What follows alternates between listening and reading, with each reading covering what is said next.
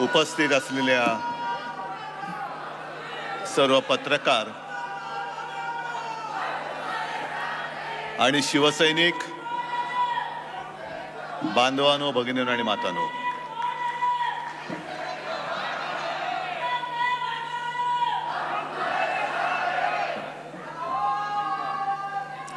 आपण काल जो म्हणजे गेल्या आठवड्यामध्ये लबाडाने जो निकाल दिला,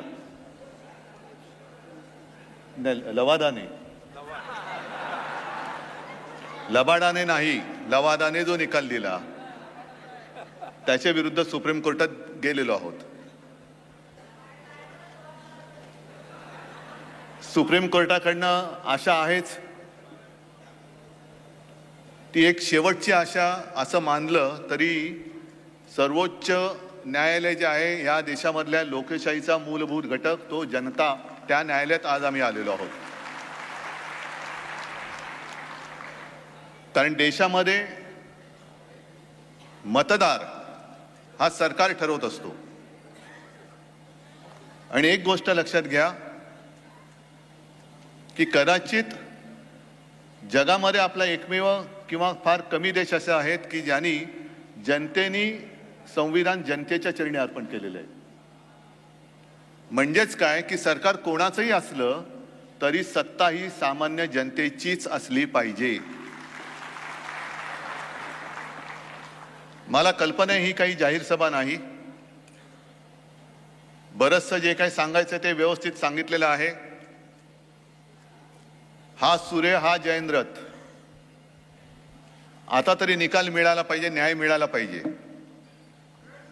नाहीतर संजय राऊत, आपण जे बोललात, पुरावा पुरावा पुरावा की गाडावा, माझं तर आव्हान आहे, नार्वेकरांनी, मिंध्यांनी माझ्याबरोबर जनतेत जाऊन उभं राहावं. पोलीस प्रोटेक्शन नाही, मी एक सुद्धा पोलीस घेणार नाही सोबत. तसंच मिंध्यांनी यावं, नार्वेकरांनी यावं आणि तिथे नार्वेकरांनी सांगावं शिवसेना कोणाची.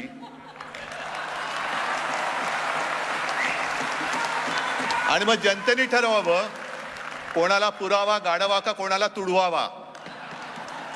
माझी तयारी आहे, माझ्यात हिम्मत आहे. आणि शिवसेना जर का तुम्ही त्यांना विकली असाल, ती म्हणजे काही विकाऊ वस्तू नाहीये. मग एवढं तुम्ही केल्यानंतर सुद्धा आज तर इकडे शिवसैनिक आहेतच, पण जिथे जिथे जातो ते सगळे लाखो जनता शिवसैनिक माझ्यासोबत कसे. आणि आज मी असं ऐकलं, म्हणजे कालच ऐकलं, आपण सर्वोच्च न्यायालयात गेलो आणि मिंदे गट उच्च न्यायालयात गेला. म्हणजे तिकडे पण टाइमपास करायचा आहे. असीमजी तुम्ही सांगितलं, खरं म्हणजे तुम्हाला आणि रोहितजी तुम्हाला खास धन्यवाद देतो की आपण आलात आणि अत्यंत सुंदर पद्धतीने मांडलं. मुळामध्ये हा निर्णय सर्वोच्च न्यायालयाने लवाद म्हणून आपल्या अध्यक्ष महोदयांवरती दिला होता. त्यांना सांगितलं होतं की तुम्ही पात्र अपात्र ठरवा, त्यांनी ठरवलंच नाही. आता मिंदे हायकोर्टात गेले की आम्हाला म्हणजे ठाकरे गटाला अपात्र का ठरवलं नाही. मग त्यांनी सुद्धा त्यांच्यावरती एक प्रकारे नाराजीच व्यक्त केलेली आहे. मग मी असं म्हणतो, दुसरे का आव्हान त्यांना देतो की तुम्हालाही न्याय मिळालेला नाही, आम्हालाही नाही. तुम्ही नेमलेला अध्यक्ष आहे. राज्यपालांना मी विनंती करतो की जसं त्यावेळेला राज्यपालांनी एक अधिवेशन बोलवलं होतं तसं पुन्हा बोलवा. आणि मिंद्यांना सांगतो, अध्यक्षांविरुद्ध अविश्वास ठरवाना, मी तुम्हाला पाठिंबा देतो. आज जाहीर करतो पाठिंबा हाकला यायला. कशाला चाळे करताय? हायकोर्टात जाण्यापेक्षा तिकडेच बसलाय ना. मग तुमचा व्हीप आम्हाला लागणार का? व्हीप नंतर बघू. आमचा व्हीप हा आमचाच व्हीप आहे आणि तो आमचाच अधिकार आहे. आणि व्हीपचा मराठीत अर्थ होतो चाबूक. चाबूक हा लाचाराच्या हाती शोभत नाही. चाबूक हा शिवसेना प्रमुखांच्या हाती आणि त्यांच्या शिवसैनिकांच्या हाती शोभतो. तुम्ही कसले शिवसेनेचे अध्यक्ष होणार आणि काय लायकी आहे? दुर्दैवाने काय झालेलं, ती सुरेश भटांची कविता आहे ना, गर्दीत गारद्यांच्या सामील रामशास्त्री, संजय राऊत आपण म्हणालात की रामशास्त्री बाणा, तो बाणाच त्या गारद्यांच्या गर्दीत सामील झालेला आहे. आता मेल्याविना मड्याला दुसरा उपाव नाही, म्हणजे उपायच नाही. मग आपण नुसतं मड म्हणून बघत राहणार का लोकशाहीच्या खुन्यांचं मड करणार आपण? म्हणजे राजकारणामध्ये एकूणच जी काय थट्टा चाललेली आहे हे सगळं बघितलं ना तुम्ही. घटना नाही, घटना नाही, घटना नाही. मला तर वाटतं अनिल आणि आसिमजी, मी म्हणतोय ते बरोबर का चूक सांगा, आपण निवडणूक आयोगावरती एक केस करायला पाहिजे. नाही सांगतो, कारण त्यांनी आपल्याला कामाला लावलं होतं. तुम्हाला सगळ्यांनी मी सांगितलं होतं आणि जवळपास 19,41,41,000 आपण शपथपत्र आणि 100 रुपयाच्या स्टॅम्प पेपरवरती प्रतिज्ञापत्र लिहिली होती. मग निवडणूक आयोग काय त्याच्याकडे गाद्या पुरवल्या नाहीत? सरकार निवडणूक गाद्या करून झोपलंय त्याच्यावर. एक तर ते स्वीकारा, आमच्या बाजूने आमचा जो हक्क आहे तो आम्हाला द्या, नाही तर आमचे 19,41,000 इंटू किती असतील पैसे आम्हाला परत द्या. हा मोठा घोटाळा आहे, निवडणूक आयोगाचा घोटाळा आहे हा. पैसे सामान्य शिवसैनिकाचे गेलेले आहेत. तिकडे कोणी असे जगातले 2 नंबरचे श्रीमंत आमचे कोणी मित्र नाही आहेत की जे पैसे देतील आणि आम्ही अर्ज भरून घेऊ. ईडी सुद्धा त्यांचाच नोकर आहे, सगळेच नोकर आहेत त्यांचे. मी आता उघडपणाने बोलतो, आणखीन काय करणार आहेत आणि काय करतील? तुम्ही बसलात ना इकडे, बघून घ्याल तुम्ही, मला काय चिंता.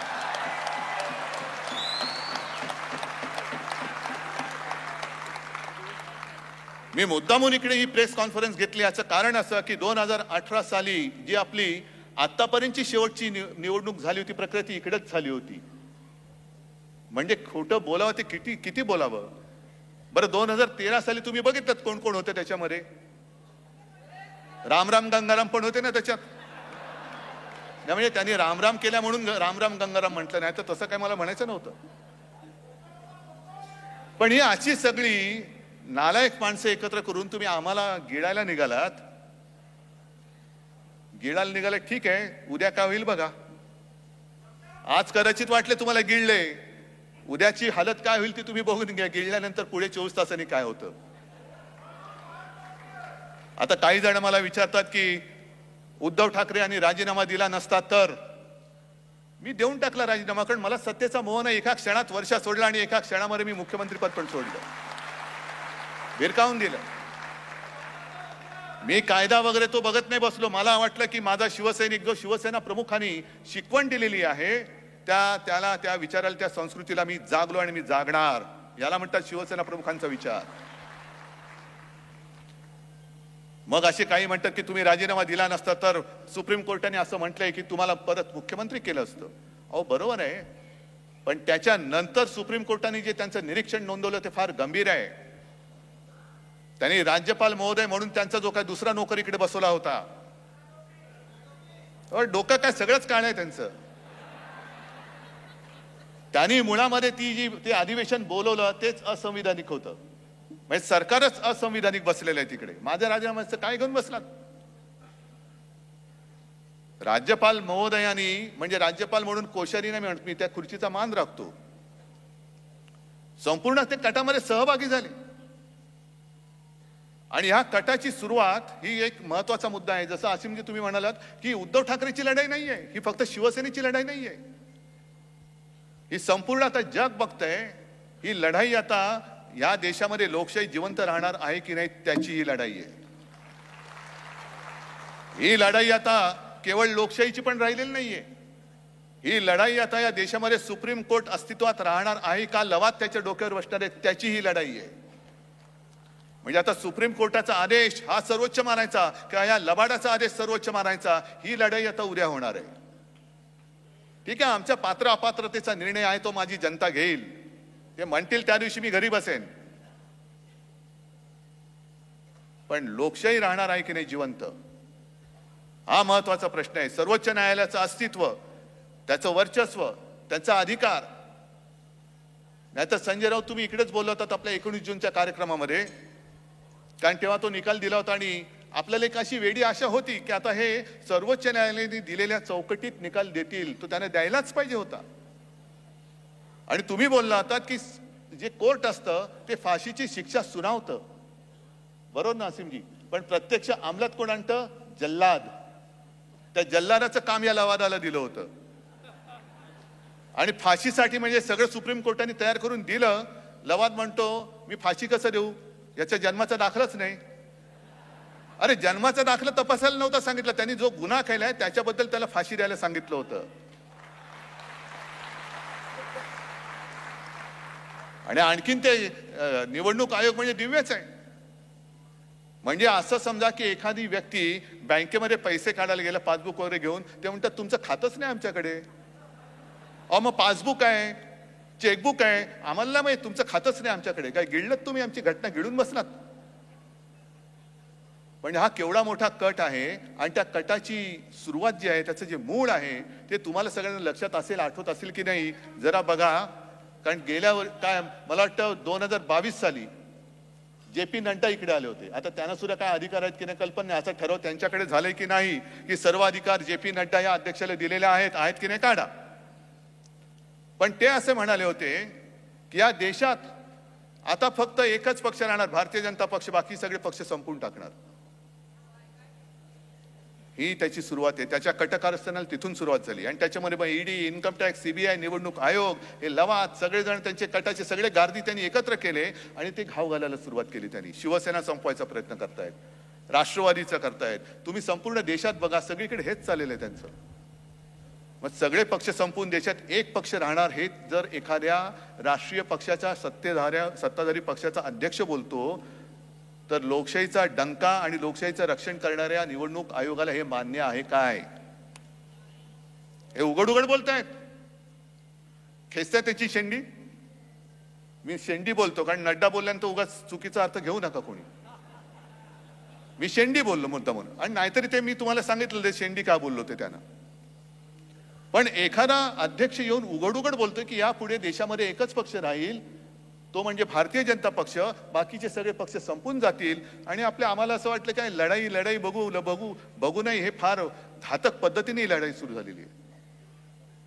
आणि मला खरंच वाईट ह्या गोष्टीचं वाटतं की रामशास्त्री बाण्याचा उल्लेख तुम्ही केला. ज्या महाराष्ट्रामध्ये रामशास्त्री जन्माला आले, ज्या महाराष्ट्रामध्ये घटना लिहिणारे डॉक्टर बाबासाहेब आंबेडकर जन्माला आले, त्या महाराष्ट्रापासून ह्यांनी लोकशाहीच्या खुनाला सुरुवात केली. ह्याच मातीत तुम्हाला या अवदसा जन्माला आलेली बघावी लागते. ही अवदसा आहे. या महाराष्ट्रामध्ये जसं बाबासाहेब आंबेडकर जन्माले, रामशास्त्री प्रभूने जन्माले, तसे लोकशाहीचे हत्यारे सुद्धा जन्म घेत आहेत. आणि त्यांना त्यांची महाशक्ती साथ देते आहे.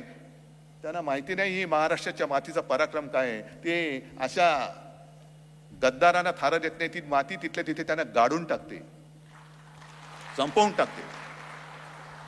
आणि हा सगळा क्रम बघितल्यानंतर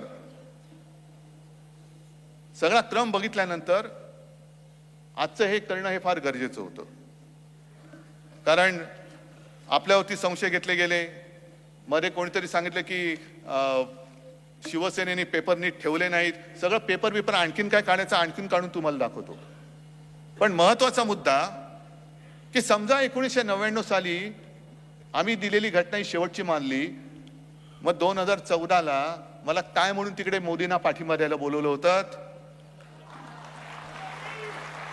2019ला मला काय म्हणून मोदींना पाठिंबा द्यायला बोलवलं होतं? कशासाठी माझी सही घेतली? मग कोणतरी ढोकळेवाल्याची घ्यायची होती, शेवफापडेवाल्याची घ्यायची होती. तुम्हाला अजूनही असेल, नको आता त्याची वेळ झाली, आठवण करू नका, चहाचीच वेळ झाली. पण मला बोलवलं होतं. आणि तुम्हाला माहिती असेल की जेव्हा मला वाटतं 19 साली जी रांग बसली होती, नरेंद्र मोदी आणि सगळे बसले होते, त्याच्यात मला बसवलं होतं. आणि मोदीजी मला वाटतं तेव्हा बोलले ते का 14 साली बोलले असतील, लक्षात नाही आता, कि अब बाला साहब नहीं रहे, कुछ सलाह मशवरा करनी होती है तो मैं आप उद्धव जी से बात करता हूं. मग मी काय असाच होतो? मग तुमचा तो आता काय, मला कधी कधी माझी पंचायत काय होते की घराणेशाहीचा आरोप झाल्यावरती मला उत्स्फूर्तपणाने घराण्याचे पारंपरिक शब्द आठवतात.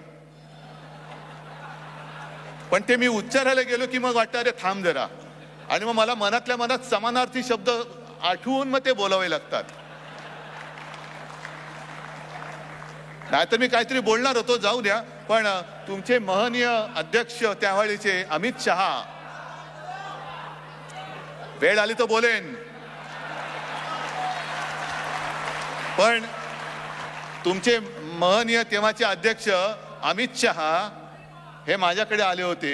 नंतर त्यांनी सांगितलं ऐसा कुछ हुआ ही नहीं, अरे कुछ करना ही नहीं था, कुछ होने नहीं, तर फिर आले कशाला होते आणि काय म्हणून आला होता तुम्ही? 19 साली माझा पाठिंबा घ्यायला शिवसेनेचा, माझ्या शिवसेनेचा, वय माझ्या शिवसेनेचा, माझ्या वडिलांचा पक्ष आहे.